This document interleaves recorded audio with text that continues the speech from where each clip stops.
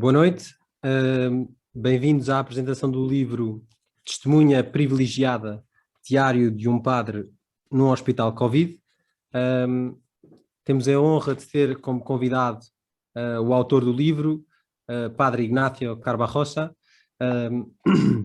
que ao contrário do que seria expectável, não é capelão hospitalar de profissão.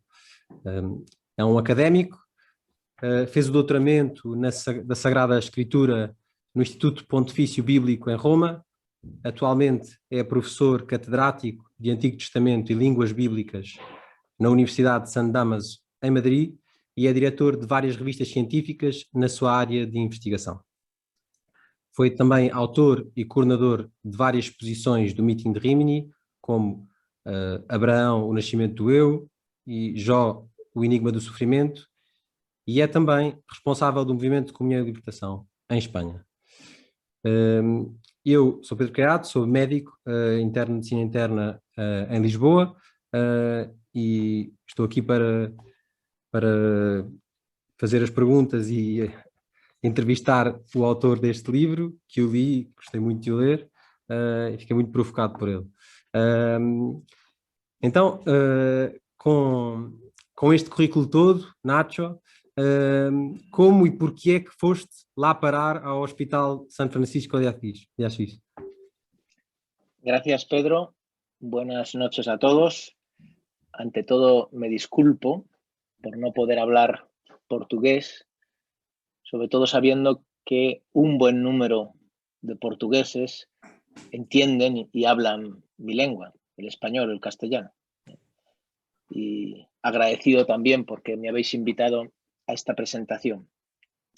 Efectivamente, como ha dicho Pedro, yo no soy capellán de hospital, doy clase de Biblia en una universidad, y cuando se declaró la pandemia, he de confesar que durante los primeros 15 días, las primeras 2 semanas, yo estaba muy a gusto, tranquilo, porque tenía un tiempo para investigar, para escribir artículos, pero a la vez en mí había una inquietud, un desasosiego, un malestar, porque veía la situación de mi país, con tantos muertos, y sobre todo me inquietaba que la fe, la esperanza y la caridad, es decir, la presencia del acontecimiento cristiano, no llegara, sobre todo a los enfermos en los hospitales, en un lugar,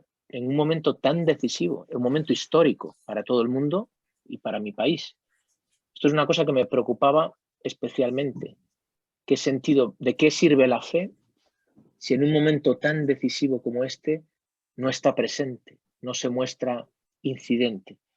Por eso ya muy pronto di mi disponibilidad al obispo, y después de un tiempo, cuando en Madrid se construyeron los hospitales de campaña, hospitales militares para atender a los muchos enfermos que los hospitales normales no podían cubrir, en ese momento, bueno, pues nos pidieron la disponibilidad y ya por fin empecé a ir no a un hospital de campaña, no a un hospital militar, sino a un hospital que tenía un capellán muy anciano. Y así empecé en ese hospital. E não tinhas medo de ir para o meio do Covid? Não tinhas medo de apanhar Covid? O teu colega capelão, no fim, apanhou. Bien, en principio, no sé si yo era un poco inconsciente. También es verdad que yo tenía 53 años y en principio, las personas de más riesgo eran personas por encima de los 60 años o personas con ciertas enfermedades. Por lo tanto, no es una preocupación que tenía en la cabeza. Más bien, la preocupación, el dolor venía de cuando entré en el hospital del cansancio, porque tenía que estar muchas horas con el traje, con el vestido, el equipo de protección individual, y por tanto el cansancio, el sufrimiento que yo encontré y la muerte, ¿no? Sinceramente, no sé si da una gracia especial, pero en ningún momento me preocupó coger el virus, infectarme. También hay que decirlo que íbamos muy protegidos también. Nunca, essas dificuldades todas físicas ao longo desses dias que se foram acumulando, nunca te fizeram pensar em desistir? Bien, en desistir nunca pensé, no me vino a la cabeza, pero ciertamente sí que tuve días muy difíciles. Yo recuerdo especialmente el domingo de Pascua, el domingo de Resurrección, que es el día más grande, más bello para un cristiano, un día que después de haber acompañado a Jesús durante toda la Semana Santa, haber atravesado el sufrimiento de Jesús, el domingo de Resurrección, el domingo de Pascua, es un día de una alegría desbordante que no tiene objeción, no tiene límite porque ha vencido la muerte. Yo entré en el hospital el domingo de Resurrección y con la alegría de la Pascua, y después de unos minutos, después de pasar por una habitación y por otra habitación, me encontré que los enfermos vivían todavía en un Viernes Santo, todavía en el día de la pasión, todavía la pasión. Y recuerdo que aquel día llegué a casa verdaderamente agotado y muy dolido con esta paradoja, que estábamos celebrando la resurrección y yo estaba contemplando con mis ojos todavía muchos enfermos que estaban viviendo la pasión, el sufrimiento. Nunca me planteé abandonar porque yo mismo era partícipe de algo que estaba sucediendo y que yo necesitaba, en este diálogo mío personal con el misterio, como digo en el libro, a imagen de Job, del libro de Job, del sufriente Job. Bueno, yo estaba en esa batalla y yo no quería, por otro lado, no quería dejar de existir en esta batalla con el misterio de Dios para entender, para penetrar lo que estaba sucediendo.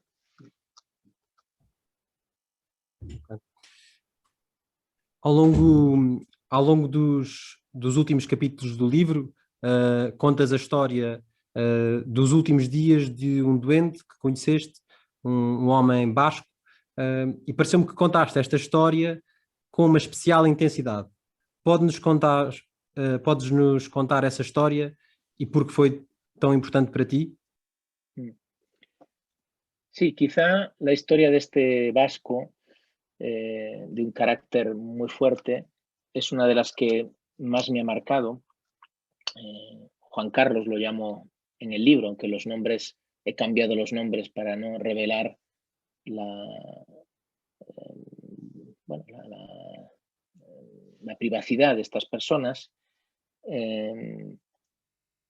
A veces pasa en el hospital que entramos en habitaciones en las que no nos han llamado por error. Por la mañana nos daban un listado, una lista de los enfermos que teníamos que ver, que lo habían pedido los enfermos o los familiares, pero a veces por error o porque habían cambiado algún enfermo de habitación, entrábamos en habitaciones por error. Y me pasó con este Juan Carlos, con este hombre fuerte, mayor, pero con mucha personalidad. Y bueno, cuando entras en una habitación así, saludas y al día siguiente vuelves a entrar para preocuparte por cómo está. Ya le conoces, sigues saludando. El caso es que después de unos días me di cuenta de que este hombre, que al principio estaba bien, estaba sentado, comía, leía, bueno, son las cosas que tiene este virus, que después de semanas van decayendo y algunos mueren. Y me di cuenta que tenía un carácter muy fuerte. Me parecía que no era bienvenido en esa habitación. Así que dejé de entrar, porque no parecía que le gustara, no era un hombre creyente. Así que después de unos días me encontré pasando por delante de su habitación y dije, bueno, voy a entrar, tengo ganas de saludarle de nuevo, aunque hacía tiempo que no lo veía, y lo encontré tumbado en la cama. Hasta entonces lo había visto siempre sentado y tranquilo, tumbado en la cama, y me contó que había tenido un ataque de ansiedad, de nervios, y estaba muy enfadado porque los enfermeros, los auxiliares, le habían tumbado y no le habían dicho qué es lo que tenían que hacer, le habían quitado el desayuno, estaba muy enfadado. Y bueno, fue la ocasión para hablar con él, y ya al día siguiente volví a encontrármelo, volví a su habitación y me dijo, mire, padre, ayer mi situación estaba justificada, pero, o se puede comprender, mejor dicho, pero no se puede justificar, porque los enfermeros me han tratado bien y yo estaba enfadado, y porque yo no tengo miedo a la muerte, me dijo, tengo miedo al sufrimiento, pero no es justo que yo trate así a los enfermeros que me están cuidando. Incluso también le agradezco que usted, padre, entre aunque no rece. Y ahí empezó, bueno, un diálogo más sincero con esta persona, que coincidió a medida que iba siendo cada vez más vulnerable, más abría, menos se defendía y más abría su corazón. Más adelante, al día siguiente, ya me lo encontré que empezaba a tener dificultades para respirar. Me empezó a hablar de su mujer, que era el motivo por el que quería vivir. Y otro día más tarde ya me lo encontré boca abajo, tumbado, que es una forma para ayudar a la respiración, y ya empezaba a decaer. El caso es que cuando ya estaba muy mal, me comentó el otro capellán, porque éramos dos capellanes, que había pedido el sacramento de la unción de los enfermos. A mí me dio una gran alegría, y al día siguiente, cuando volví a verlo, ya lo encontré muy demacrado, muy pálido, con la respiración. Y fue bonito empezar a hablar con esta persona ya débil, vulnerable, empezar a establecer una relación totalmente sincera, porque él estaba afrontando la muerte, él tenía el deseo de no morir o el deseo de amar a su mujer, y yo no podía no decirle que era para mí la vida.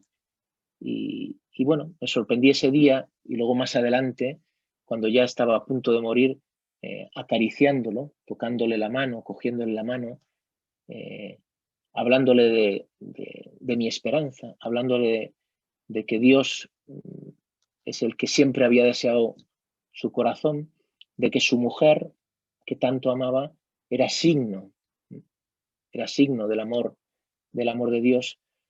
Y prácticamente aquel día, cuando salí de la habitación y fui a cambiarme de ropa, a comer en el hospital, y cuando salí del hospital me llamó la hermana religiosa para decirme que había muerto. Debí ser el último que lo vi en vida. Pero sobre todo me impresionan dos cosas de esta historia, a la que a este hombre le cogí mucho afecto, y me impresionan mucho dos cosas. Primero, cómo la medida de la misericordia es más grande que la de la justicia. Yo dejé de entrar en aquella habitación, ya no entraba en la habitación por justicia, porque me trataba mal, porque no quería que entrara. Bueno, pues es normal, uno ya no entra más. Y sin embargo, la medida de la misericordia, de volver de nuevo. Si no hubiera vuelto, me habría perdido esta relación tan bella. Eso, la primera cosa. Y la segunda cosa, que me sorprende, que en la medida en la que uno baja las defensas, retira sus escudos, sus defensas, en esa medida sale la verdadera persona. Y los últimos días, las últimas horas de conversación con este hombre fueron la conversación entre dos corazones, como si nos conociéramos de toda la vida, como si fuéramos padre e hijo. Yo me preguntaba, ¿a quién estoy acariciando? Apenas lo conozco y sin embargo lo estoy acompañando a la muerte como no puede hacer su mujer o no ha podido hacer su hijo. Só uma nota de tradução, quando diz apenas lo conozco, que é mal o conheço em português. Uma coisa que eu gostei muito no livro é que tu és muito realista e ao mesmo tempo muito humano, mas muito realista quando descreves os encontros com os doentes em fim de vida, com os doentes de Alzheimer que estão confusos, desorientados ou agitados, com os doentes em situações vistas por muitos como degradantes, de fraldas, com os lençóis sujos, com vômitos, fezes ou urina. E para a maioria de nós, que somos um bocado, em certa medida, paranoicos com a autonomia, e esta história do João Carlos acaba por apresentar uma dicotomia entre a autonomia e a vulnerabilidade, a primeira palavra que vem à cabeça nestas circunstâncias que tu descreves no livro não é dignidade, porque identificamos a perda de autonomia com a perda de dignidade e ficamos incomodados diante destas pessoas que estão num estado assim de total dependência. Contudo, em algumas vezes no livro tu falas num binómio e referes-te muitas vezes a uma fragilidade extrema e a uma dignidade extrema. Porquê é que dizes isto? Porquê é que usas esta expressão? Como é que é possível que ponhas estas duas palavras ao lado uma da otra? Sí, creo que el mejor modo de entenderlo es a través de ejemplos, a través de relatos, de historias con los enfermos que asistí. Una que me impresionó mucho en los primeros días fue cuando un enfermo anciano me pidió confesión, me pidió el sacramento de la confesión. Y aquel señor mayor, anciano, tenía la espalda desnuda, el torso desnudo, y tenía pañales. No sé cómo se dice en italiano, pañales. Fraldas. Y aquella imagen me impresionó mucho, porque por un lado estaba toda la dignidad, y aquí voy, ¿no? O sea, vulnerabilidad total, pobreza, pero escuchar a esa persona que a mí me confesaba el dolor que tenía por las cosas que no había hecho en la vida, por lo que había hecho mal, por el deseo de haber querido bien a su mujer o a sus hijos y no quererles bien. Se veía la dignidad en medio de la pobreza, en medio de la vulnerabilidad, en medio de la suciedad, en medio del decaer, toda una dignidad humana que ante Dios, de hecho Dios se ha hecho hombre, ha muerto por aquella piltrafa, por aquella debilidad humana. Me impresionaba que esa dignidad estaba en pañales, como lo digáis en portugués. De fraldas. De fraldas. Una dignidad con los de fraldas. Es un ejemplo muy claro de estas dos cosas. Y el otro ejemplo, que es una de las cosas que más me impresionaba también, fue de las primeras veces que me llamaron a la UCI o a la UBI, la unidad de cuidados intensivos, de vigilancia intensiva, donde la mayoría de los enfermos estaban sedados, inconscientes, y los familiares habían pedido que diera el sacramento de la unción a una persona que era relativamente joven, un cubano, y tenía absolutamente inconsciente, sedado, tenía una traqueotomía, y comencé a pronunciar las palabras lleno de tubos, intubado, cables. Comencé a pronunciar las palabras de la unción, palabras verdaderas, palabras del Evangelio, palabras de vida eterna. Nosotros sabemos que la última cosa que un enfermo pierde es el oído. Sabemos que puede escuchar, por eso aunque esté sedado, aunque esté inconsciente, le hablamos.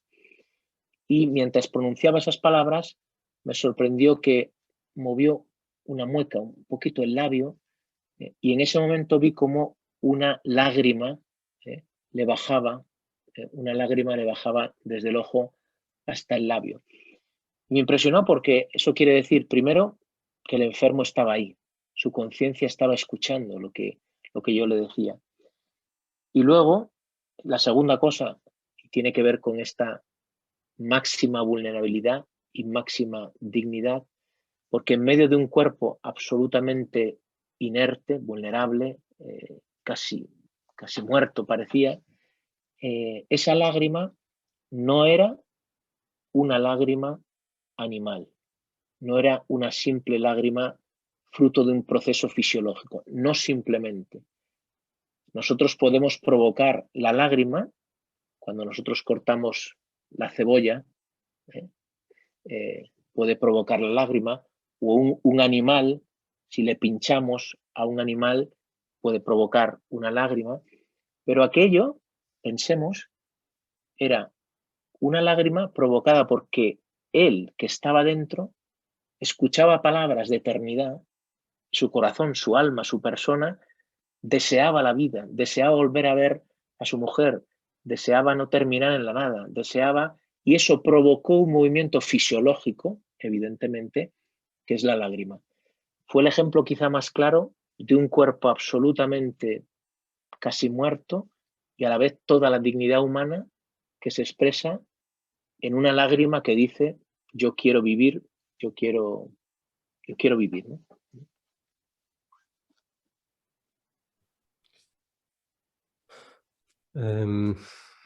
Leio um excerto da página de um capítulo mais à frente, em que dizes: abeiro-me dos velhinhos moribundos e rezo-lhes ao ouvido. Última porta de entrada no santuário da consciência. Às vezes, são as próprias enfermeiras ou auxiliares que me indicam as pessoas que estão a morrer. Entro nos seus quartos, apesar de não estarem na lista das pessoas que tenho de atender e não conhecer a sua fé. Mas quando estou só, diante de uma pessoa moribunda, não há formalismos possíveis. Duas humanidades cara a cara. Dois limites carregados de infinito. E um diálogo, embora exteriormente possa parecer um monólogo, que não pode não incluir o testemunho. E dizias: amigo, não sei o teu nome, mas estás chamado à eternidade. Toda a tua vida a desejaste ardentemente, e rezo-lhe ao ouvido um Pai Nosso, a oração que Jesus nos ensinou.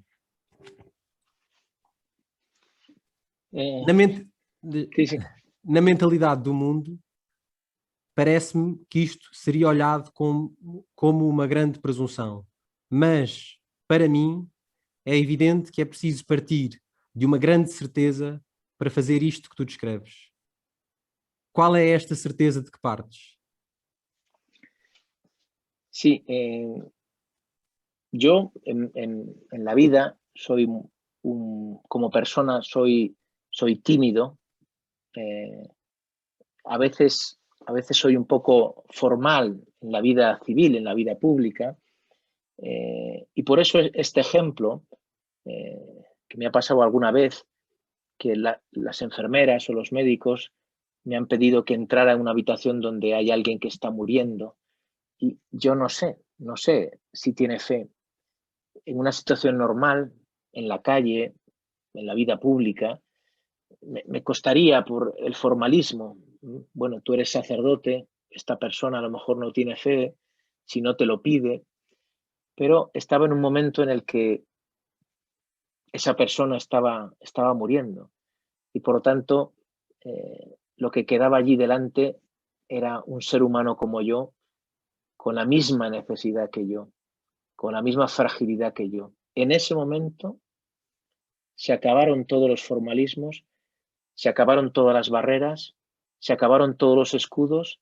Era una persona necesitada delante de alguien que yo me considero débil, necesitado, con el mismo deseo, con la misma deseo de eternidad, dos corazones frente a frente y ya no se puede perder el tiempo. Por lo tanto, yo miraba con piedad, con compasión a aquel hombre hablándole al oído. ¿Qué habrá sido de tu vida? De ese deseo que siempre has tenido, de felicidad, de ser abrazado, de eternidad. Y por tanto, no podía más que testimoniar. Yo he encontrado en Cristo, Dios se ha hecho carne, ese Dios que tú has anhelado, que has buscado toda la vida. No conozco tu fe, pero ese Dios que tú has anhelado, esa felicidad que has buscado, se ha hecho carne. Y ahora voy a rezar en sus oídos una oración que evidentemente tenía que conocer de pequeño, que es el Padre Nuestro, ¿no? para encomendar su alma. Pero de nuevo, es una de las cosas que más he aprendido en el hospital, que cuando se tiene esta fragilidad, esta vulnerabilidad, aún más en el momento antes de la muerte, ya no hay barreras, ya solo queda la caridad de que yo testimonio delante del que está gritando la eternidad, a Cristo que ha resucitado. Esto se me hizo también muy, muy claro con otro enfermo que acompañé durante muchas semanas hasta que murió, un señor mayor al que yo en sus últimos días acariciaba, hablaba al oído, y un día después de la muerte vi en los periódicos españoles, vi su foto, porque yo no lo sabía, pero era una persona conocida de la vida pública española, con gran prestigio, y me sorprendió porque de nuevo yo pensaba, con esta persona, si me la hubiera encontrado en un acto público, ¿cómo me habría relacionado con ella? Seguramente con algo de distancia, formal, cada uno con su papel, sin entrar en el campo del otro, a no ser que el otro lo deje. Y sin embargo, yo había acariciado a esta persona, la había acompañado, habíamos hablado de corazón a corazón. Y eso me ayudó a entender que es absurdo que también en la vida pública, en nuestras relaciones, en el trabajo, tengamos esta distancia, este formalismo, porque lo más verdadero de la persona sale a la luz cuando uno reconoce su necesidad. No perdamos el tiempo.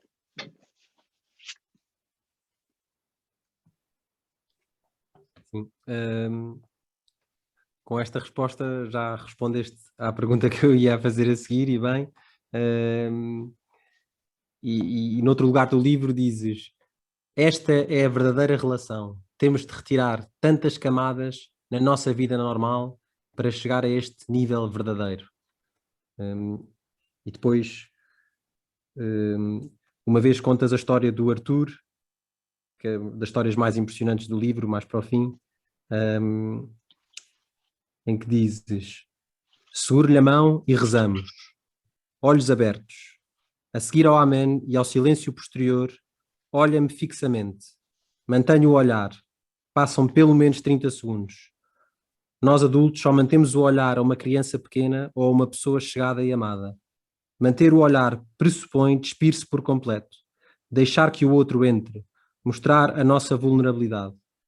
Em circunstâncias como estas, em que a vulnerabilidade é manifesta, recupera-se a relação mais verdadeira, também entre adultos pouco antes desconhecidos. E é este tema que tu falaste. Sí, sobre este enfermo, Arturo, me llamó la atención esta cuestión de mantener la mirada, huyar. Me sorprendió mucho porque en la vida normal no estamos acostumbrados a mirar a una persona durante mucho tiempo a los ojos, sostener la mirada. Y por tanto me sorprendió que fijamente me miraba. Y por eso me vino a la cabeza pensar. Nosotros sostenemos la mirada solo a un niño porque detrás no hay nada, no tiene nada que esconder. Y en cuanto pasa a ser adolescente, ya un mayor, ya nos retira la mirada. Y una cosa que se me hizo muy evidente es que el enfermo, cuando está vulnerable, cuando está necesitado, vuelve a ser un niño, vuelve a ser un niño. Tiene la experiencia de depender, depende de los médicos, depende de las enfermeras, está necesitado. Y vuelve esa naturaleza de niño que hace que todas nuestras protecciones, como lo he dicho en los ejemplos de los enfermos anteriores, en la medida en que crece la vulnerabilidad, la fragilidad, uno recupera la naturaleza de niño dependiente, que es la verdadera naturaleza. Primero, porque somos incapaces de hacer grandes cosas. Y segundo, porque por naturaleza nosotros dependemos, en positivo. Dependemos de uno que nos está haciendo en este instante. Y confundir la vida adulta con la autonomía es estúpido. Y en cuanto llega la fragilidad, volvemos a caer en la cuenta de que somos dependientes. Obrigado. A Rose, que é uma enfermeira que se dedica a cuidar de mulheres com SIDA no Uganda, tua conhecida e minha, mais tua conhecida, disse-me uma vez que o problema dos hospitais é que estão cheios de médicos que tratam doenças e não as pessoas. Algo que me impressionou ao ler o teu livro foi a humanidade com que olhas para estas pessoas, como as percorres a cada uma dentro de ti. A Glória, a Ana, o João Carlos, a Patrícia, a Justa. Como dás por ti preocupado em saber como cada um está, muito para além da evolução da situação clínica. Porque estas pessoas, para ti, não são uma situação clínica. O meu problema é que eu reconheço que o meu dia-a-dia como médico não é assim. Muitas vezes reduzo a uma tabela com o número da cama, patologia, evolução clínica e social. E não olho a pessoa assim. Por exemplo, quando comecei a trabalhar, costumava perguntar às pessoas se queriam receber uma visita de um padre. Mas dei-me conta que há mais de um ano que deixei de o fazer. Entrei na rotina e deixei de me lembrar. Deixei de o ter presente quando olho os meus doentes. No entanto, como homem e como médico, o que eu desejo para mim é este olhar que vejo em ti. Como é que eu posso vir a ter este teu olhar? La verdad es que habéis sido vosotros los médicos que estaban en mi hospital o los que han leído el libro, los que me habéis hecho caer en la cuenta, los que me habéis dicho, los que os habéis fijado en cómo yo estaba o dedicaba tiempo a los enfermos. Yo entiendo también que un médico debe cuidar el aspecto clínico, es lo que se espera de él, y sobre todo me ha impresionado mucho lo que es para un enfermo la visita del médico normalmente cada 24 horas. Cuando uno está solo en una habitación o con familiares, el enfermero, la enfermera, el auxiliar, pues entra cada hora. Pero el médico normalmente cada 24 horas y el médico casi es como Dios, en el sentido de nos va a dar esperanza, nos va a decir cuándo saldré. Y en este sentido también tomar conciencia de cómo un enfermo mira a un médico, ¿no? Y sentir esa mirada que entiendo que puede ser una mirada porque uno tiene muchas cosas que hacer y no puede detenerse en todo, pero caer en la cuenta de esto, de la espera, que es más, evidentemente es una espera que se focaliza o mira al médico, pero que es una espera, es signo de una espera mayor, porque siempre hay siempre hay una esperanza, siempre hay un esperar, ¿no? Y el médico representa esa figura. En mi caso, como capellán, quizá yo me detenía en lo que tengo en común con el enfermo. Yo no tengo grandes conocimientos de medicina. A mí lo que me une con el enfermo es la necesidad. Me une con el enfermo el deseo de entender la vida. Me une con el enfermo el deseo de conocer qué es, por qué el sufrimiento, deseo de entender si alguien acompaña mi vida, si puedo gritar a alguien, sí, el corazón que tenemos, que desea la eternidad. Y por eso con él establecía una relación de igual a igual, pero yo, a su vez, era el sacerdote, era por lo tanto la figura de Cristo que les traía también un sacramento.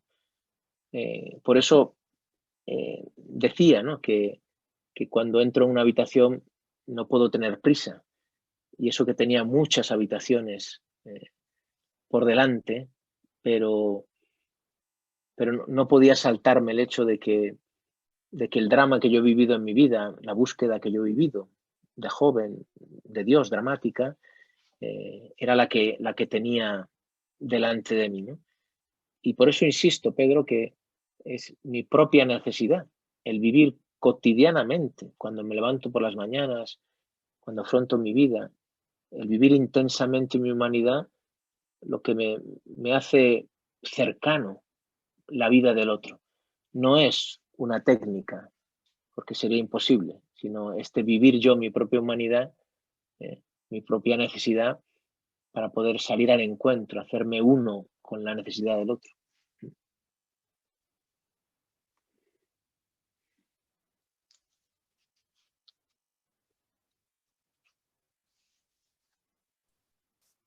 Sim, isto traz de facto, isto traz de facto alguma luz à minha próxima pergunta, que é precisamente sobre este assunto do tempo. Como tu escreves no livro, hoje tinha de entrar em 30 quartos, não há pressa, não pode haver. E de facto em ti eu não vejo uma aflição com o tempo. Mas no meu dia a dia, como eu penso que no dia a dia de muitas pessoas que nos estão a ver hoje, muitos trabalhadores, esse dia a dia parece um turbilhão. Começa-se de manhã o dia e damos por nós ao fim do dia chegados com uma montanha de coisas feitas, e muitas vezes a mim acontece-me acabar por visitar os doentes na enfermaria com alguma pressa. E por mais que eu tente, na minha experiência de trabalho, parece que o tempo escapa-se-me das mãos. E como tu falaste na questão da técnica, não venho pedir-te uma técnica para gerir melhor o tempo, seria impensável, não é? Mas pergunto-te, porque é que isto nos acontece? Porque é que isto me acontece, esta redução do tempo? Sí, yo entiendo que en cualquier trabajo es necesario organizar el tiempo, es necesario imaginar, ser creativos, añadir personal, tener en cuenta el trabajador que no se agote. No lo sé. Hay que hacerlo así, hay que organizarse, hay que invertir, hay que tener más personal para poder cuidar la relación con el paciente. En mi caso era diferente. ¿Por qué? Primero porque mi trabajo como Cristo, yo represento, llevo el sacramento, soy para los enfermos, ¿no? Como el rostro de Cristo, claramente, ¿no? Y me llama la atención cuando ciertos enfermos me veían, ¿no? El nombre de sacerdote, padre en la frente, cómo miraban. Y pienso en la parábola del Evangelio, que dice cosas absurdas, que un pastor deja las 99 ovejas y va a buscar la oveja, el animal perdido, que no tiene lógica. No tiene lógica dejar 99 que se pueden escapar y buscar la oveja perdida. En cierto sentido, una sola persona vale el mundo entero. Dios mismo ha muerto por nosotros, que no lo merecíamos. Por eso se me hacía difícil concebir mi tarea. Solo estuve un mes y medio, 5 semanas, pero en una situación histórica muy difícil, única, con sin familiares, los enfermos solos, sin familiares, los visitaba una vez al día. En esa situación se me hacía imposible tener prisa o acelerar, ¿no? Evidentemente a mí me suponía un cansancio físico muy grande. Yo recuerdo el esfuerzo que tenía que hacer, porque además me tenía que inclinar sobre el enfermo, tenía que gritar para que me escucharan, y la energía que tenía que tomar para recitar las palabras, para recitar el Padre Nuestro, para recitar las oraciones, lo que respiraba, ¿no? En medio de ese calor, en medio de todo este traje, y sabiendo que todavía me quedaban horas y horas, ¿no? En este sentido, para mí, agradezco. Fue momentos también de sufrimiento, pero fue una identificación con Cristo, Cristo en la cruz, Cristo sacerdote, que, bueno, que yo la he querido porque me he hecho sacerdote. Pero, repito, es esta conciencia del valor que tenía cada enfermo y de la entrega de la vida la que, bueno, la que me llevaba, como dicho, como en plan simpático, en plan, yo tenía todos los días una carrera, una batalla contra los carritos de la comida, contra la comida que llegaba a la 1 de la tarde se servía la comida y yo siempre perdía, siempre llegaba a las últimas habitaciones y ya habían servido la comida, pero era, y es difícil la conversación porque algunos empiezan a dormir, otros están comiendo, no pueden comulgar, bueno, pero esa era mi batalla. Gracias. Bom, leio outra página em que dizes: durante este tempo, a minha razão e o meu afeto viram-se desafiados por um problema de conhecimento. O que é o sofrimento? O que é a morte? E, em consequência, o que é a vida? Hoje, em Portugal, levantam-se muitas questões em torno da vida e do valor da vida, especialmente em doentes terminais e em sofrimento, inclusive na minha equipa de trabalho no hospital. Tu falas de razão e de fé, de conhecimento e de afeto. Que lugar têm todas estas coisas em ti para que consigas viver diante do drama destas pessoas e do seu sofrimento sem couraças, sem escudos e sem medo?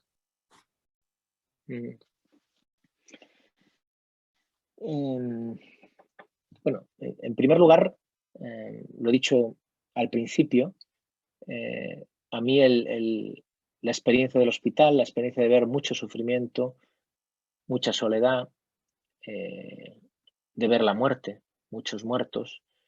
Tenéis que pensar que en España, el día que yo entré en el hospital, el primer día, fue el día que más muertos hubo en un solo día, 950, casi 1000 muertos en un solo día. La tercera parte en Madrid. Por tanto, en mi hospital fallecían diariamente. Y a mí me hirió, me hizo daño. Pero yo creo que puedo decir que me encuentro en la misma posición de Job, del libro bíblico de Job, que por otro lado yo enseño en mis clases. Es decir, que Job, delante de su sufrimiento, protesta, se revela, pero ante Dios. Job conoce a Dios y por tanto, al contrario que sus amigos que le dicen algo mal habrás hecho, no te quejes a Dios, Job confiaba en que Dios es omnipotente, Dios es bueno, Dios ha hecho todo, debe ser justo y por tanto le preguntaba por qué. Este fue el primer punto que se abrió en mí, el deseo de entender por qué sufre, por qué el sufrimiento. Sobre todo porque, como le pasó a Job, y como le pasan a muchos enfermos, el sufrimiento, en cierto modo, nos lleva casi al umbral, casi una À línea, ombreira, ao limite. el límite de decir, no hay un designio bueno, no hay una providencia, no tiene sentido. Puede haber un Dios bueno si existe el sufrimiento. Y en este sentido, yo me encontré sufriendo, pero delante de un Padre bueno que yo había conocido, que yo he conocido en mi vida, que se ha hecho carne en Cristo, que me ha tomado, y yo deseaba preguntarle, deseaba entender, ¿no? Por eso no quería protegerme, no quería huir, quería preguntarle a él.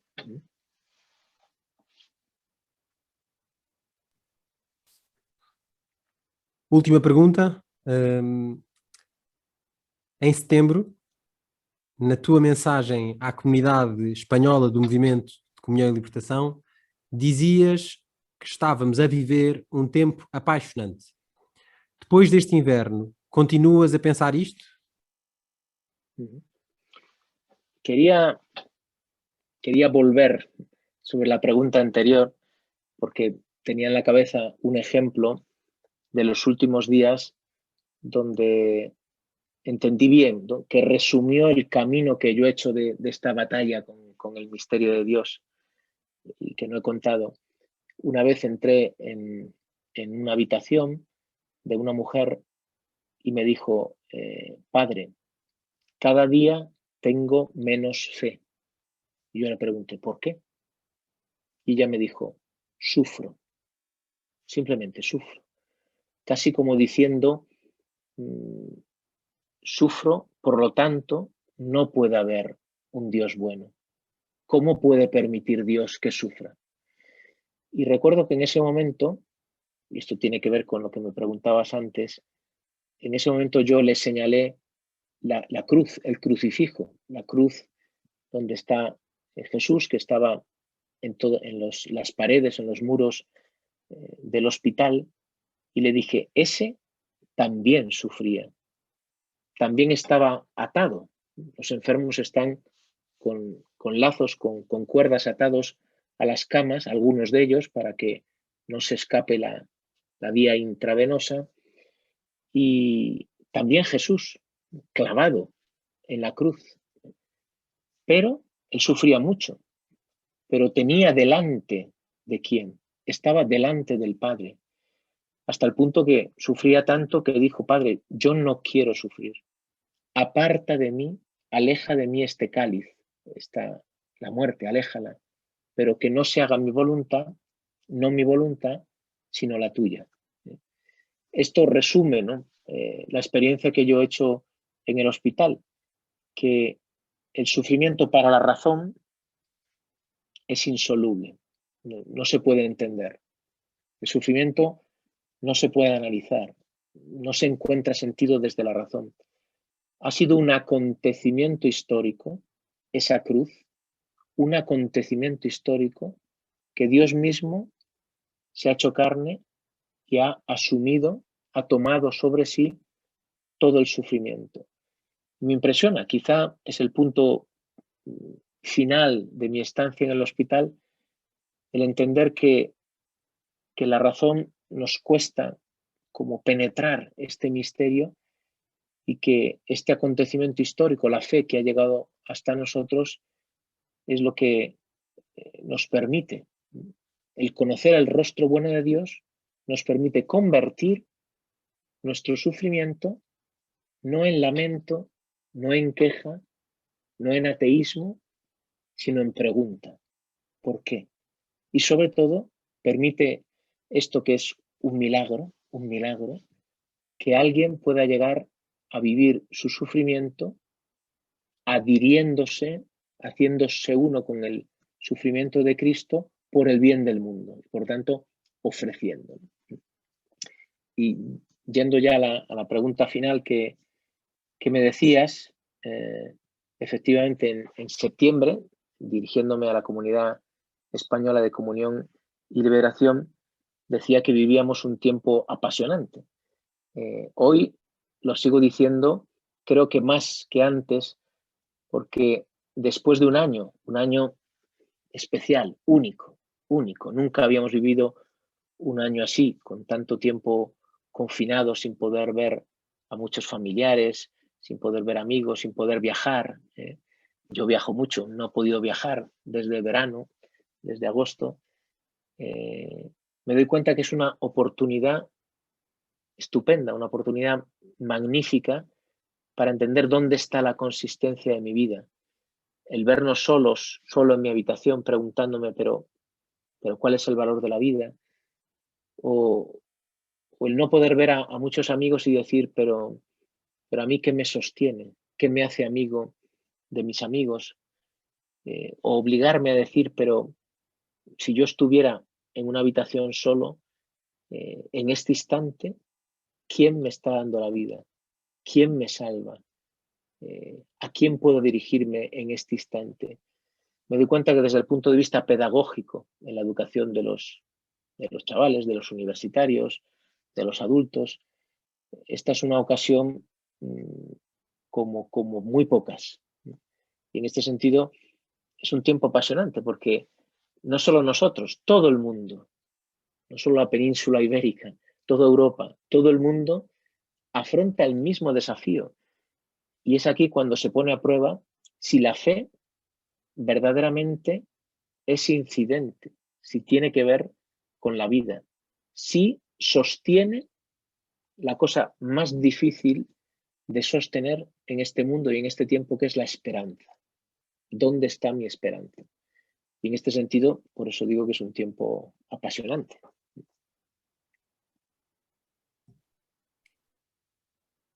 Gracias, Nacho. Tinha uma conclusão preparada, mas diante de tudo o que eu ouvi hoje e diante dos certos que lemos, não tenho nada mais a dizer a não ser leiam o livro e espero que tenham tomado apontamentos. Algumas notas só. O livro está à venda no site da FNAC e no site da Alteia, na sede do Movimento de Comunhão e Libertação e em paróquias como, por exemplo, a paróquia de Santa Joana Princesa. E pronto, damos por terminado o encontro. Muito obrigado, Nacho. A sério, muito obrigado por ter escrito o livro, em primeiro lugar, e isso levou a que eu o lesse. Eu não li os últimos 2 livros do mês e este li porque me convidaram a apresentar e estou mesmo contente por isso. Obrigado. Gracias a vosotros.